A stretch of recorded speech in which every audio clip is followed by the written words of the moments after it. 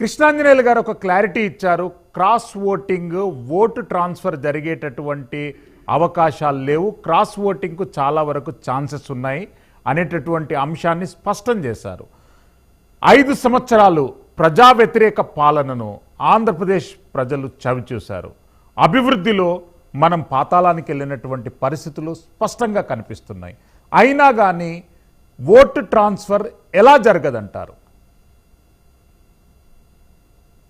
Vote transfer 2 రకాలండి. ఒకటి, వాళ్ళు ఏ నియోజకవర్గాలు ఎవరెవరు తీసుకుంటున్నారు అనేది ఒకటి. తర్వాత క్యాండిడేట్స్ ఎవరు, ముఖ్యంగా భారతీయ జనతా పార్టీకి సంబంధించి మనం మాట్లాడుకుంటే, ఇప్పుడు కృష్ణాంజనేయ గారు చెప్పేదంతా భారతీయ జనతా పార్టీ గురించి. వాళ్ళు ఏం చేశారు, భారతీయ జనతా పార్టీ ఏం చేసింది. సరే, దానికి తోడు క్యాండిడేట్స్ ఇక్కడ ఇప్పుడు తెలుగుదేశం పార్టీ తోటి అలయన్స్ లో వెళ్తున్నప్పుడు వీళ్ళకి కావాల్సిన ఓట్లు ఎవరు కావాలి, తెలుగుదేశం ఓట్లు కావాలి. కానీ ఇందులో కొంతమంది క్యాండిడేట్స్ తెలుగుదేశాన్ని విపరీతంగా విమర్శించిన వాళ్ళు, యూసీలని గొడవలు చేసిన వాళ్ళు చంద్రబాబు నాయుడు గారు ఉండగా ఆల్మోస్ట్ పర్సనల్ గా వెళ్ళిన, అంటే కొంచెం ఒక పరిధి దాటి పోరాటాలు చేసిన వాళ్ళు ఉన్నారు అప్పుడు చంద్రబాబు నాయుడు గారి మీద. అవన్నీ కూడా తెలుగుదేశం పార్టీ వాళ్ళకి గుర్తున్నాయి. At the same time Bharatiya Janata party వాళ్ళకు కూడా భారతీయ జనతా పార్టీని తెలుగుదేశం వాళ్ళు ఏమన్నారు అనేవి కూడా గుర్తున్నాయి. మోడీ గారిని ఏమన్నారు, అమిత్ షా గారిని ఏమన్నారు, అవన్నీ గుర్తున్నాయి.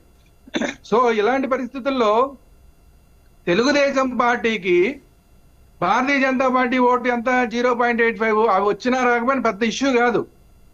బట్ భారతీయ జనతా పార్టీ ఎక్కడైతే ఎంపీలుగా పోటీ చేస్తోందో ఆ నియోజకవర్గాల్లో ఎవరెవరైతే గతంలో కొంచెం శృతి మించి మాట్లాడిన వాళ్ళు ఉన్నారో వాళ్ళందరికీ తెలుగుదేశం ఓట్లు ఎట్లా ట్రాన్స్ఫర్ అవుతాయి, అవి అయ్యే అవకాశం తక్కువ. అందువల్ల క్యాండిడేట్ సెలక్షన్ అనేది చాలా ఇంపార్టెంట్. భారతీయ జనతా పార్టీకి సంబంధించి క్యాండిడేట్ సెలక్షన్ అనేది చాలా ఇంపార్టెంట్. మీరు 5 తీసుకుంటారా, 6 తీసుకుంటారా, 4 తీసుకుంటారా, 10 తీసుకుంటారా కాదు.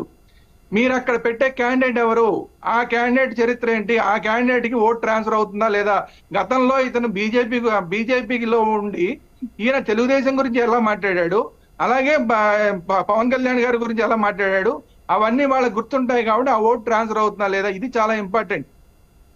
ఇది అయ్యే అవకాశాలు కొంతమంది వ్యక్తులు క్యాండిడేట్లుగా ఉన్న చోట ఓట్ ట్రాన్స్ఫర్ అయ్యే అవకాశం లేదు. ఇది స్పష్టం. అది ఎవరనేది నేను ప్రత్యేకించి చెప్పక్కల, రాష్ట్ర ప్రజలందరికీ తెలుసు. అలాగే అమరావతికి వ్యతిరేకంగా చాలా ఘోరాతిఘోరంగా మాట్లాడిన వాళ్ళు ఉన్నారు. వాళ్ళు ఈ ఎమ్మెల్యే క్యాండిడేట్లుగా ఎక్కడన్నా ఉంటే వాళ్ళకి ఓటు ట్రాన్స్ఫర్ అయ్యే అవకాశమే లేదు. అసలు అలాంటి వాళ్ళకి టిక్కెట్లు ఇస్తే అసలు తెలుగుదేశం పార్టీ ఏ విధంగా సమర్థించుకుంటుంది, అసలు భారతీయ జనతా పార్టీ ఏ విధంగా సమర్థించుకుంటుంది? అట్లాంటి అమరావతికి ఆ రోజు వ్యతిరేకంగా మాట్లాడిన వాళ్ళకి ఈ రోజు టిక్కెట్లు ఇచ్చి వాళ్ళకి ఏమైనా సరే ఓట్లు వేయాల్సిందే మీరంటే ఎట్లా, ఎవరేస్తారు? సో ఇలాంటి ఇష్యూస్ ఉన్నాయి. ఇలాంటి ఇష్యూస్ ఉన్న దగ్గర ఓట్లు ట్రాన్స్ఫర్ కాదు. రెండో అంశం, ఈ జనసేనకి తెలుగుదేశానికి ఓటు ట్రాన్స్ఫర్ అవుతుందా అవదా, ఇది చాలా వరకు ట్రాన్స్ఫర్ అయ్యే అవకాశం ఉన్నది. ఒక్కటే ఏంటంటే కాపులు కమ్మారు మధ్యనే ఇష్యూ, మిగతా చోట్లంతా ట్రాన్స్ఫర్ అయ్యే అవకాశం ఉంది. అయితే అట్ ది సేమ్ టైం కాపులు పోటీ చేసే దగ్గర కమ్మారు ఓట్లు వేయకపోయినా వాళ్ళు ఉన్నది 4%. అందులో కొంత డివైడ్ అయినా కూడా జనసేనకి పెద్ద ఇబ్బంది లేదు. బట్ తెలుగుదేశం పార్టీ వాళ్ళు పోటీ చేసే దగ్గర కాపులు ఓట్లు వేయకపోతే 18%, ఇంకా ఎక్కువ పర్సెంటేజ్ ఉన్న వాళ్ళు ఓట్లు వేయకపోతే అందులో డివైడ్ అయినా కూడా కనీసం ఒక 7-8% పోతుంది.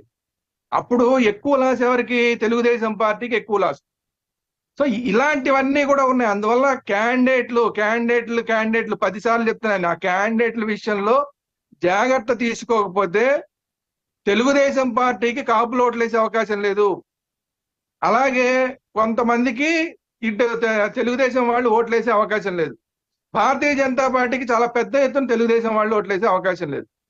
సో లాస్ అయ్యే ఇవన్నీ కూడా సీట్ లాస్ అవుతాయి. ఫైనల్ గా ఓట్లు ఎన్ని వస్తాయనేది పక్కన పెట్టండి, ఒక ఓటుతో సీటు పోయినట్టే. విజయవాడ సెంట్రల్ నియోజకవర్గం తీసుకోండి, లాస్ట్ ఎంత 25 ఓట్స్ తో ఎమ్మెల్యే సీట్ కోల్పోయింది తెలుగుదేశం పార్టీ.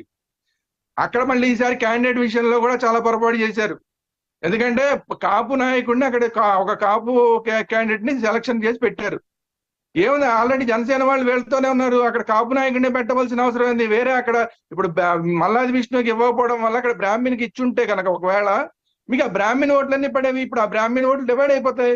అంటే మీ చేతులతో మీరు టఫ్ చేసుకుంటున్నారు. మీరు వ్యూహాలు మీకు లేకుండా టఫ్ చేసుకున్నారు. ఇలాంటి ఉదాహరణలు కొన్ని ఉన్నాయి. భారతీయ జనతా పార్టీకి సంబంధించి కొన్ని ఉన్నాయి, తెలుగుదేశానికి సంబంధించి ఉదాహరణలు కొన్ని ఉన్నాయి, అలాగే జనసేనకి సంబంధించి కొన్ని ఉదాహరణలు ఉన్నాయి. అందువల్ల నేను మాటికి చెప్పేది, మీకు ఓట్ ట్రాన్స్ఫర్ అవ్వాలంటే ఓవరాల్ గా ఓకే, ఓవరాల్ గా ఎందుకంటే Yes. ఈ రోజు జగన్మోహన్ రెడ్డి గారిని పక్కకి పెట్టాలి అనుకుంటే ఖచ్చితంగా ఓట్ ట్రాన్స్ఫర్ అవుతుంది. Yes. కండిషన్ ఏంటంటే అక్కడ క్యాండిడేట్ ఎవరు, ఆ క్యాండిడేట్ ఎవరు అన్న దగ్గర తేడా వస్తే మీకు సీట్లు ఎగిరిపోతాయి, ఎక్కడ మీకు ఓటు ట్రాన్స్ఫర్ జరగదు. ఇది